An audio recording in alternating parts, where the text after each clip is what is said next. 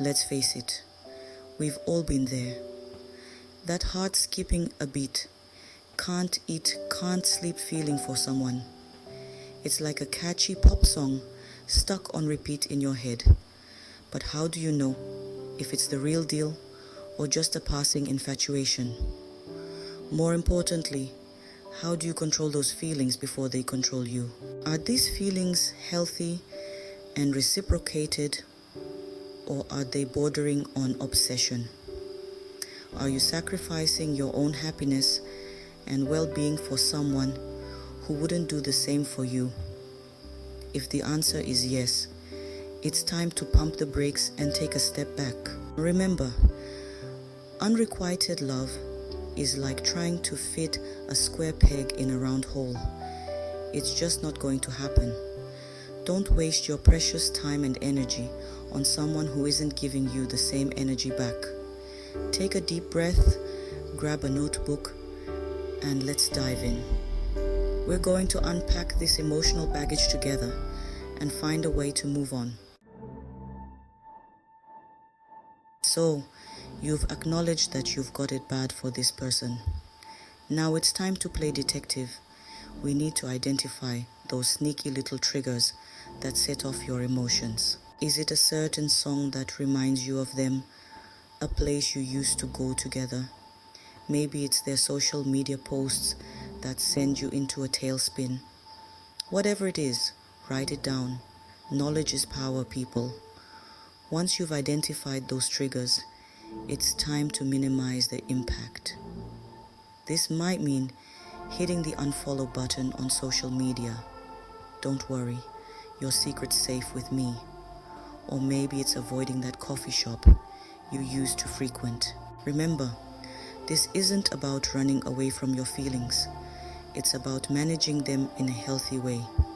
So, get out your metaphorical metal detector and let's go hunting for those triggers. We're about to disarm those emotional landmines and pave the way for a brighter, less emotionally explosive future.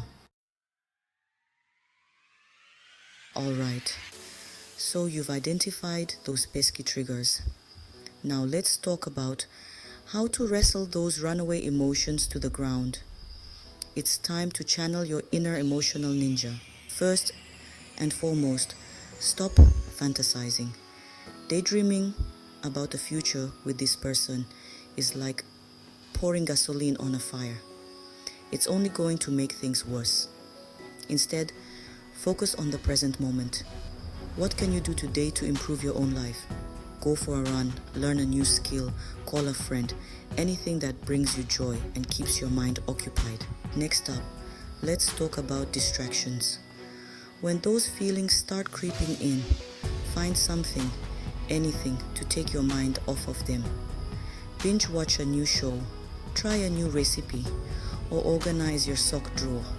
Hey, whatever works, right? The key is to shift your focus and break the cycle of obsessive thoughts. Now go out there and show those emotions who's boss. Let's talk boundaries, people. They're not just for fences and property lines anymore. Think of boundaries as your personal force field, protecting your heart and sanity from unwanted intrusions. Setting boundaries is crucial when it comes to managing your feelings for someone. It means defining what behavior you will and will not tolerate, both from them and from yourself. This might mean telling them straight up that you need some space, or it could be something as simple as declining their invitations. Now, setting boundaries also means holding yourself accountable. No more late night text fests or social media stalking. You're in control now. Remember, think of it like this. Would you let someone walk all over your brand new rug with muddy shoes? I didn't think so. Your heart deserves the same respect as that expensive rug. So build those walls, set those limits, and protect your emotional well-being. Section 5, level up. It's time for personal growth. Controlling your feelings isn't just about avoiding someone, it's about investing in yourself. Think of this as an opportunity for some serious personal growth and self-improvement. What are you passionate about? What have you always wanted to try but never had the courage to do? Now's the time to pursue those dreams. Join that dance class, write that novel, learn to play the ukulele. The possibilities are endless. When you focus on your own goals and aspirations, you shift your attention away from that other person. You're too busy becoming the best version of yourself to worry about someone who isn't even on the same page. So, ditch the rom-coms, put down the pint of ice cream, and get ready to level up. This is your time to shine. Mindfulness. It sounds like something you'd hear in a yoga studio, right? But trust me on this one, folks. Mindfulness is your secret weapon against heartbreak. So, what exactly is mindfulness? It's about being present in the moment without judgment. It's about acknowledging your thoughts and feelings without letting them control you. Try practicing mindfulness through meditation, deep breathing exercises, or even just taking a few minutes each day to focus on your senses. Pay attention to the sights, sounds, smells, and sensations around you. When you're mindful, you're less likely to get swept away by your emotions. You're able to observe them from a distance, like watching clouds drift by. You realize that your feelings are temporary, like waves in the ocean, they come and go. And trust me, a strong mind is the best defense against a broken heart. So, take a deep breath, find a quiet spot, and give mindfulness a try. Alright, it's time to get real with ourselves. Let's do a little emotional inventory, shall we? Grab that notebook again and let's dig deep. Ask yourself these questions. Why am I so drawn to this person? What needs are they fulfilling for me? What am I hoping to gain from this relationship? Be honest with yourself, even if the answers aren't pretty. Sometimes we develop feelings for someone because they're filling a void in our own lives. Maybe we're seeking validation, attention, or a sense of belonging.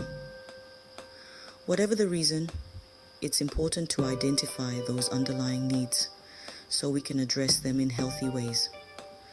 Once you've identified those needs, ask yourself how you can fulfill them on your own. Do you need to work on your self-esteem? Do you need to expand your social circle? Do you need to find new ways to feel loved and appreciated? Remember, you are complete and whole on your own. Let's face it, dealing with unrequited feelings is a roller coaster ride. There will be ups and downs, twists and turns, and moments when you just want to scream.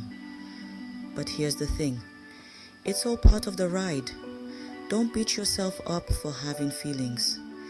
It's okay to feel sad, frustrated, or even angry. Allow yourself to experience those emotions without judgment. Remember, healing is not a linear process. There will be good days and bad days. There will be days when you feel strong and confident, and days when you just want to crawl under the covers and hide from the world. And that's okay. Give yourself permission to feel whatever it is you're feeling. Trust that you will get through this and that you will come out stronger and wiser on the other side. Congratulations. You've made it to the end of this emotional boot camp.